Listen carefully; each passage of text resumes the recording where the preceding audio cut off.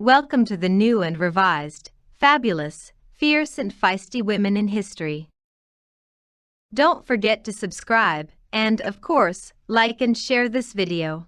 It's greatly appreciated and helps our channel to grow. Now on to today's video, the ugly truth about Betty White. Betty White died December 31st, 2021, leaving a lasting impression that she was a super nice person with an upbeat personality and winning attitude. Even before her death, Betty White had become the face of aging gracefully and with good humor. And she was adored and beloved among millions of fans worldwide. So, what do you think? Was Betty White really all that nice her entire life, or are there some facts about her that could be construed as not so very nice after all? Let me know in the comments below what you think about Betty White after watching this video to the end, where you will learn even more about who the real Betty White was. Let me start with the well-known, decades-long feud between Betty and her co-star Bea Arthur on the 1990s TV sitcom, The Golden Girls. On screen, the actors of The Golden Girls had such wonderful chemistry that it's difficult to believe they weren't all best friends in real life.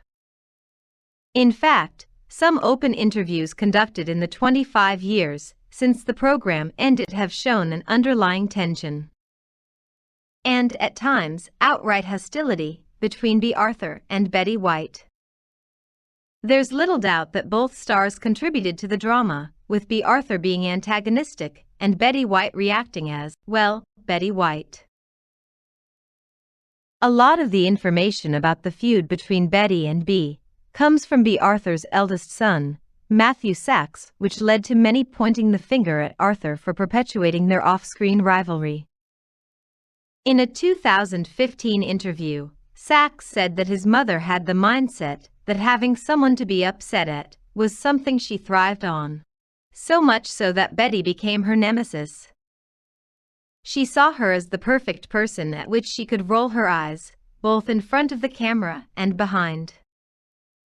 Betty White once stated of Bea Arthur that she wasn't that fond of me. She often thought I was a pain in the neck. It was my upbeat attitude that irritated Bea at times. She would get enraged if I was happy.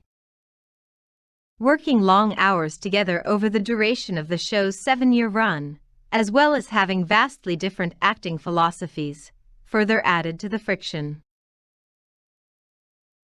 Bea Arthur came from the old school of television writer Norman Lear, where sitcoms were filmed like stage plays and done with up-close reactions. In contrast, Betty White was from the Mary Tyler Moore school, where everything is a very subtle character moment in which the jokes are more gentle, making Betty's character appear as kinder than Bea's. This appearance of being ultra-nice carried over into real life as a result. It is also said that Bea Arthur was also jealous of Betty's Emmy win. Although all of the women on The Golden Girls show eventually won Emmys, and all were nominated for the show's first season, White was the first to win for Outstanding Lead Actress in a Comedy Series in 1986. According to one report, Bea Arthur was so angry that White had won, that she is said to have called her a word that can't be repeated here. My mom was the real deal, Bea's son explained. I think she felt she was more of an actress than Betty. Mom came from Broadway, whereas Betty starred on a game show at one point. Betty White's response to their different acting styles was to say, I just want to bring as much natural as I can to the job.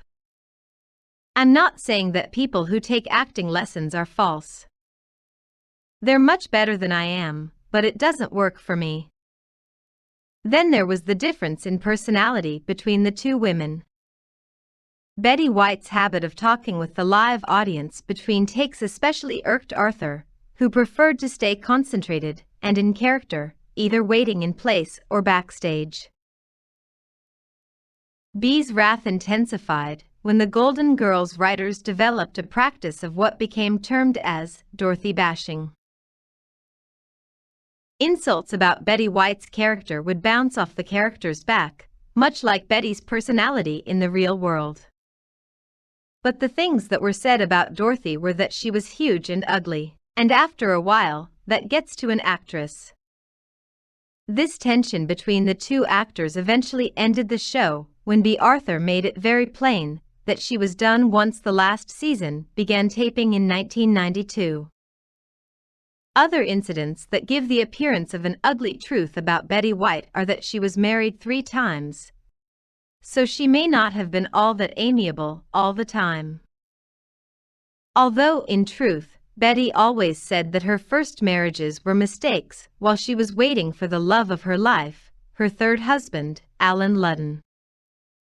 Also, she never wanted children, which is an anomaly for women of her decade. Here is another fact. Betty preferred animals to humans. Animals don't lie. Animals don't criticize, said White in the 2012 book If You Ask Me. If animals have moody days, they handle them better than humans do. She loved animals so much that her first production company, Bandy Productions, was named after her Pekingese dog named Bandit. And lastly, some might consider it ugly, and just so you know, I don't. But, as it turns out, Betty White was a very good friend to gay people. Betty was a strong supporter of gay rights. In fact, she has been quoted saying that, if a couple has been together for a long time, she doesn't see why they shouldn't want to get married. She even added that some homosexual relationships actually last longer than heterosexual ones, and that it's irrational how some people can become so against something. Her philosophy was, take care of your own affairs, mind your own business, and keep your hands out of other people's lives. So what do you think about Betty White? Let me know in the comments below, and thanks for watching.